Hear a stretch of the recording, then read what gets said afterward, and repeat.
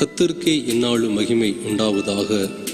ஆண்டவராகிய இயேசு கிறிஸ்து பூமியில் மனித சாயல் எடுத்து விண்ணுலகத்துக்கு சென்று 2000 ஆண்டுகள் ஆன போதிலும் இன்னும் அவரை அறியாத எத்தனையோ பேர்கள் நாம் வாழ்கின்ற இந்நாட்டில் வாழ்ந்து கொண்டு தான் இருக்கிறார்கள். இதற்கு அநேக காரணம் இருந்தாலும் முக்கிய காரணம் கிறிஸ்துவாகிய நாம் தான். சுவிசேஷத்தை நன்கு அறிந்த நம்மில் அநேகர் ஆத்ம பாரம் அற்றவர்களாய் சுவிசேஷத்தை அறியாமல் இருக்கிறோம். இறையில் படித்தவர்கள் கூட பெரிய சபைகளில் பணியாற்ற அல்லது கிறிஸ்துவில் அதிகம் வாழும் பகுதியில் சபையை நிறுவத்தான் விரும்புகிறார்கள். இன்னொரு பக்கம் பார்க்கையில் வியாதியினாலும் வறுமையினாலும் தங்கள் சொந்த குடும்பத்தால் கைவிடப்பட்ட மக்கள் நம் அருகாமையில் வாழ்ந்து கொண்டு தான் இருக்கிறார்கள். இத்தகைய மக்களுக்கு ஜெபிப்பது மட்டும் நாம் கடமை அல்ல, இன்ற அளவு உதவி செய்யவும் நாம் அழைக்கப்பட்டு இருக்கிறோம்.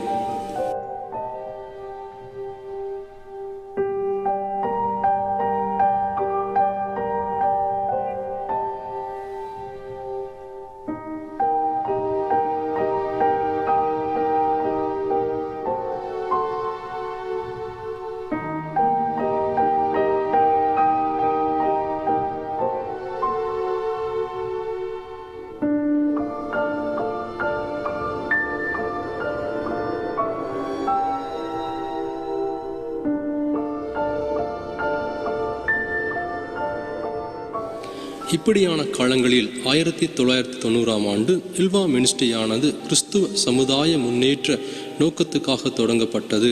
கல்வி, மருத்துவம் போன்ற அநேக காரியங்களில் கிறிஸ்துவர்களுக்கு மட்டுமின்றி பிற சமய மக்களின் தேவைக்கு துணை நின்றது.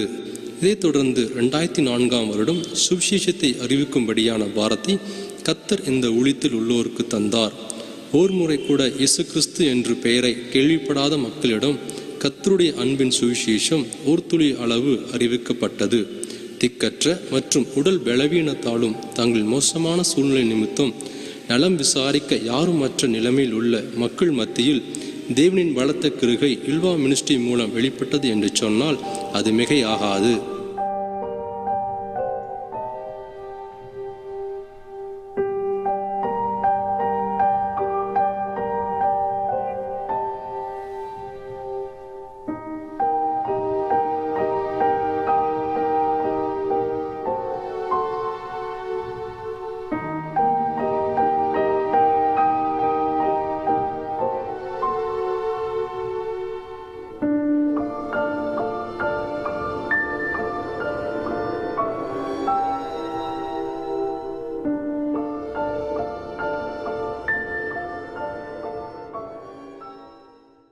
பள்ளிகளில் கிறிஸ்துவ கலை நிகழ்ச்சிகள், கல்லூரிகளில் பிரேயர்சல் நடத்தவும் மற்றும் மருத்துவமனைகளில் வியாதி படுக்கையில் உள்ள சகோதரியிடம் உணவு வழங்கி அவர்கள் நலம் விசாரித்து ஜெபித்தும் இரத்தம் தேவைப்படுவோருக்கு இரத்த தானம் செய்து வருகின்ற காரியங்களில் இல்வா மினிஸ்ட்ரியின் ஊழியர்கள் தங்களை முழுமையாக அர்ப்பணித்து இருக்கிறார்கள்.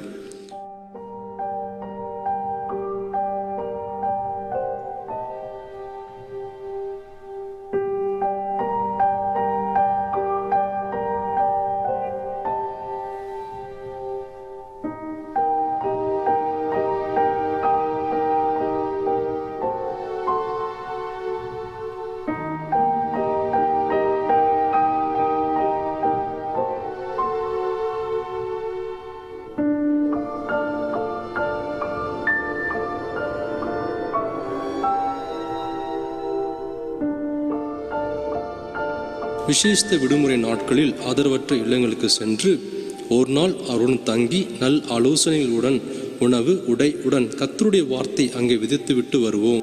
இல்வா மினிஸ்ட்ரியின் மூலம் கர்த்தரை ஏற்றுக்கொண்டு ரட்சிக்கப்பட்ட மக்களுக்கு ஞானஸ்தானம் கொடுத்து ஊழிய பயிற்சி அளித்து அவர்கள் அருகாமையில் உள்ள திருத்துவ கோட்பாட்டு உள்ள நல்ல சபைகளில் அவர்களை சபை அங்கத்தினராக சேர்த்து விடுவோம்.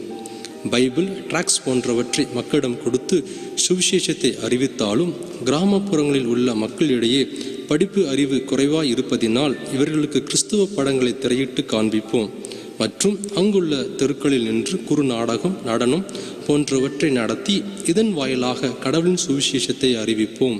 சிறு பிள்ளைகள், வாலிபர், முதியோர் என பலவிதமான மக்களிடையே அவளுக்கு ஏற்ற மாதிரியான சுவிசேஷத்தை அறிவித்து ஆவிக்குரிய காரியங்களில் அவர்களை வழிநடத்துவோம்.